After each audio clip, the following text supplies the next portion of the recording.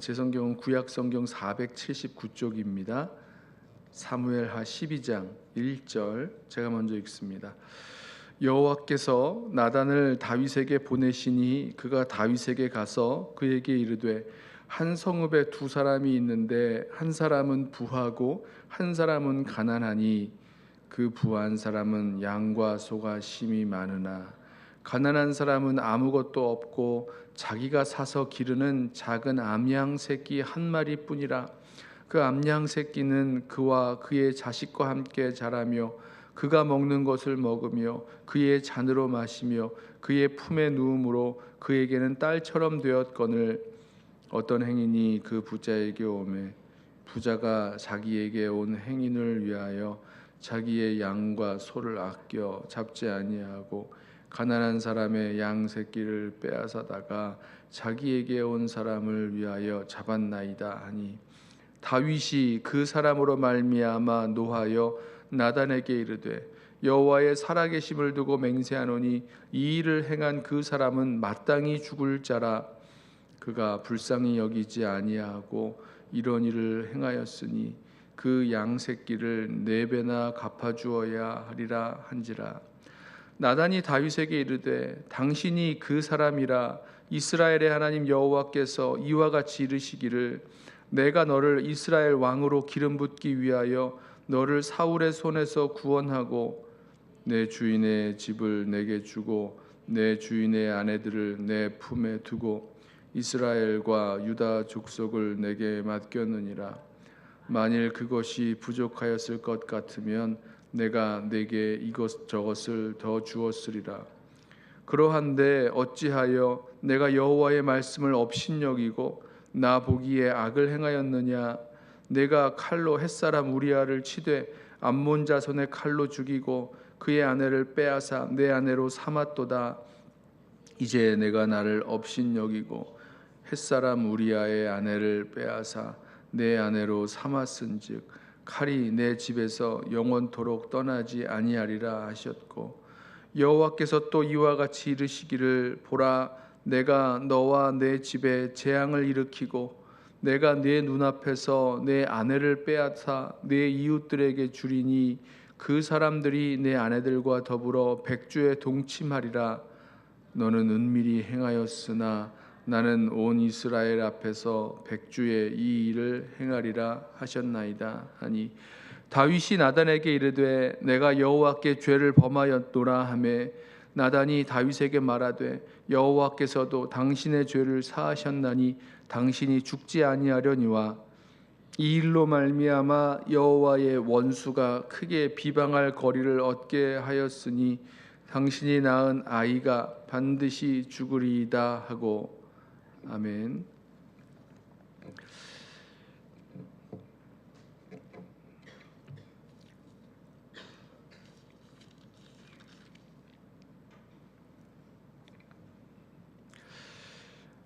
다윗이 우리아의 아내 밧세바를 범하고 그 죄를 숨기기 위해서 우리아를 전쟁 속에서 죽게 만들었습니다. 그리고 이 밧세바를 데려다가 이제 자신의 아내로 삼았고 그에게서 아들을 낳았습니다.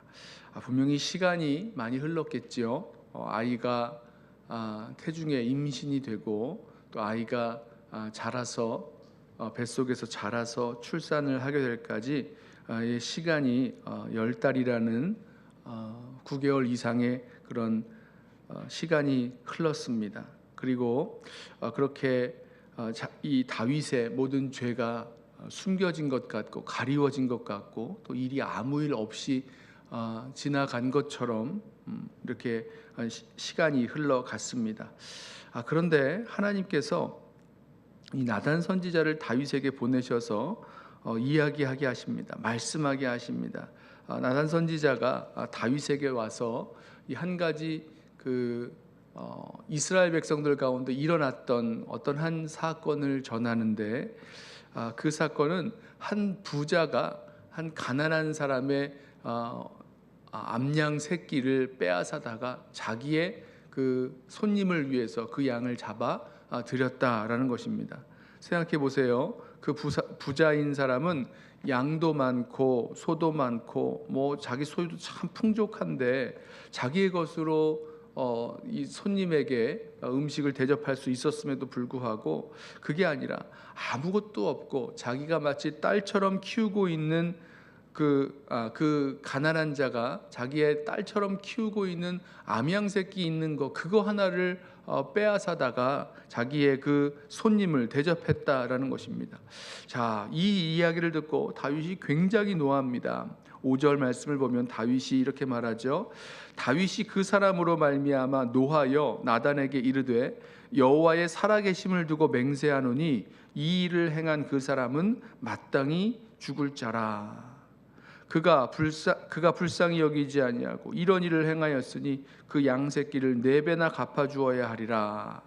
자, 다윗의 이 대답을 들어보십시오. 다윗은 분명히 알았습니다. 이렇게 이 가난한 자의 그 작은 암양 새끼 한 마리를 빼앗아다가 자기의 손님을 위해서 잡은 이 부자는 분명히 죽어 마땅한 그런 죄를 범한 사람이다. 그리고 그렇게 뺏은 것이 있으면 그 양새끼의 4배를 갚아주어야 된다라고까지 정확하게 이 죄에 대해서 어떻게 해결해야 될지, 어떻게 이 배상해야 될지까지도 분명히 알고 있었습니다.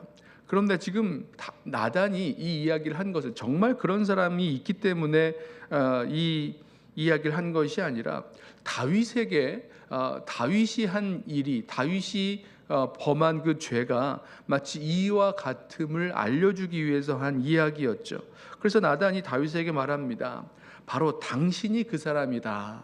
바로 당신이 이 이야기에 나오는 그 부자, 한 성읍에 아주 양도 많고 소도 많고 소유도 많은 그 부자가 작은 아주 가난한 사람이 갖고 있었던 작은 암양 새끼 한 마리를 뺏어다가 자기 손님을 위해서 잡은 바로 그 사람이 바로 당신이다라고 말씀을 합니다.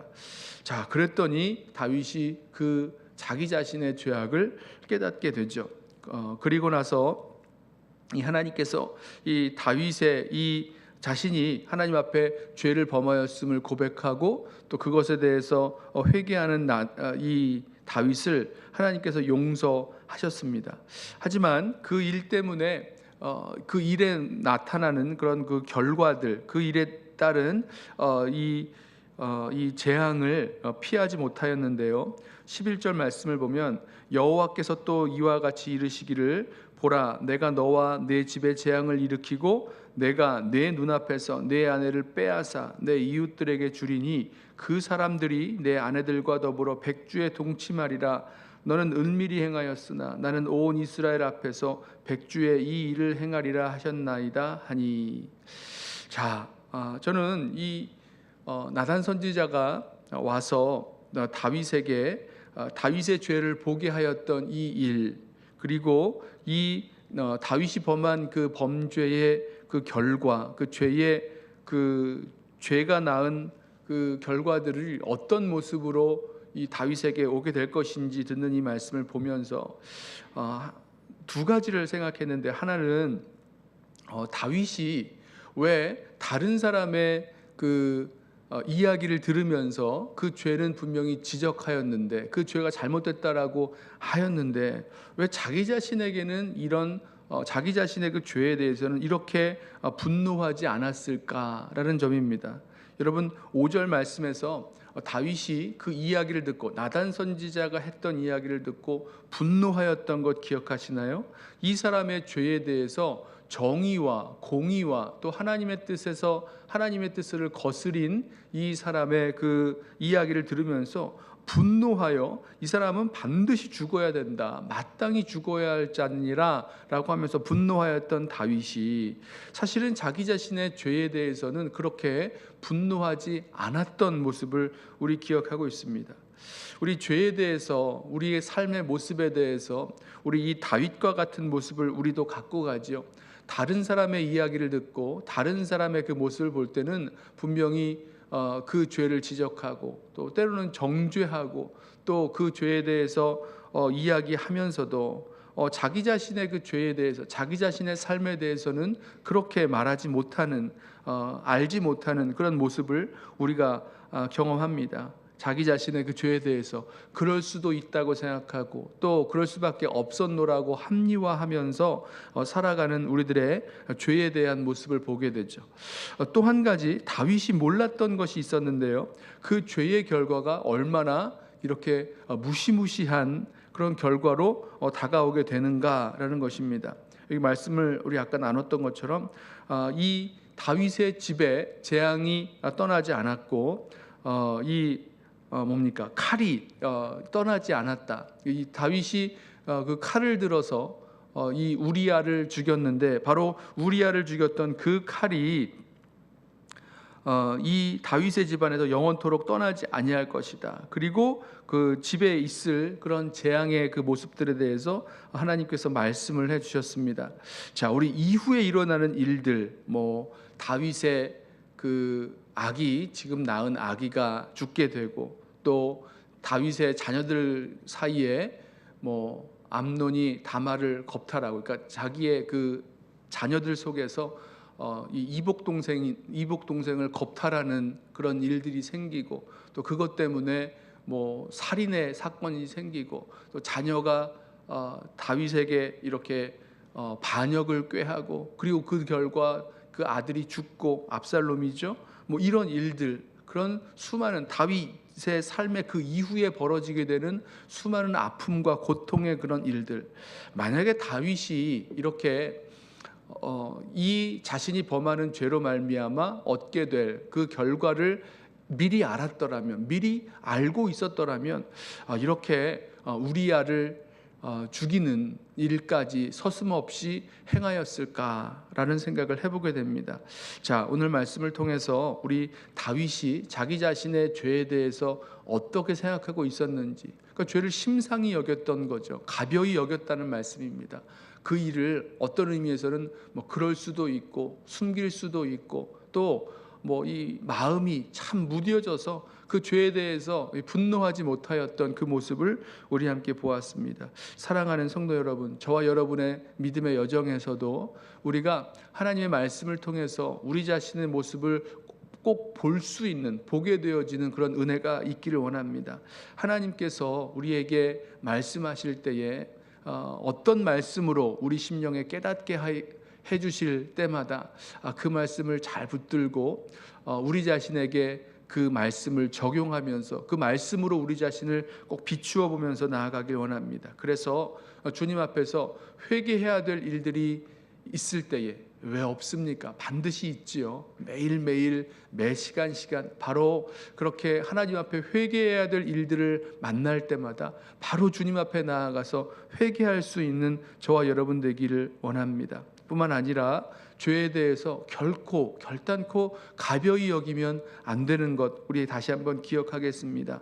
하나님 앞에서 다윗이 이 용서를 받았지요. 회개하는 다윗의 죄를 용서하셨지만 다윗의 삶 속에서 그 죄의 결과 나타나게 되는 많은 그 모습들, 어떻게 말하면 그 죄의 그 열매들이 얼마나 고통스러운지, 얼마나 더 심하고 아픈 그런 결과를 얻게 되는지 우리 기억하면서 우리 삶에 여전히 남아있는 죄의 그런 모습들이 있다면 우리 죄를 심상히 여기지 말고 가벼이 여기지 말고 반드시 주님 앞에서 회개하고 또 돌이킬 수 있는 우리 모든 성도들 되시기를 주님의 이름으로 부탁하며 축원합니다. 기도하겠습니다. 사랑과 은혜가 많으신 우리 아버지 하나님, 감사합니다. 오늘 다윗이 죄를 범하고 그 죄를 깨닫고 주님 앞에서 회개하고 돌이키는 모습을 우리 함께 보면서 주님, 분명히 자기 자신의 죄에 대해서는 민감하지 못한 채 자기 자신의 죄악에 대해서는 분노하지 못했던 다윗의 모습 우리 함께 보았습니다. 주님, 우리를 붙들어 주셔서 우리가 주님 앞에 나와 주의 말씀을 듣고 또 주님 앞에 기도할 때마다 주님, 우리 심령 가운데 우리가 주님 앞에서 회개하고 돌이켜야 할 그 죄의 일들, 작은 죄든 또 여러 가지 커 보이는 그런 죄이든 상관없이 주님 그 죄를 가벼이 여기지 말고 정말 주님 앞에 온전히 회개하고 돌이키고 나아갈 수 있도록 우리 모두를 붙드시고 인도하여 주옵소서. 우리 심령 가운데 또 우리 삶 속에서 회개를 잃어버린 채 살아가고 있는 우리의 삶이 있다면 주님 그것부터 돌이키게 하시고 우리 삶의 모든 일들 속에서 주님 보시기에 거룩하고 깨끗하고 또 주님 보시기에 합당한 주님의 백성으로 살아가도록 주여 우리를 붙드시고 인도하여 주옵소서. 감사하오며 예수님의 이름으로 기도드리옵나이다. 아멘. 이 시간에 먼저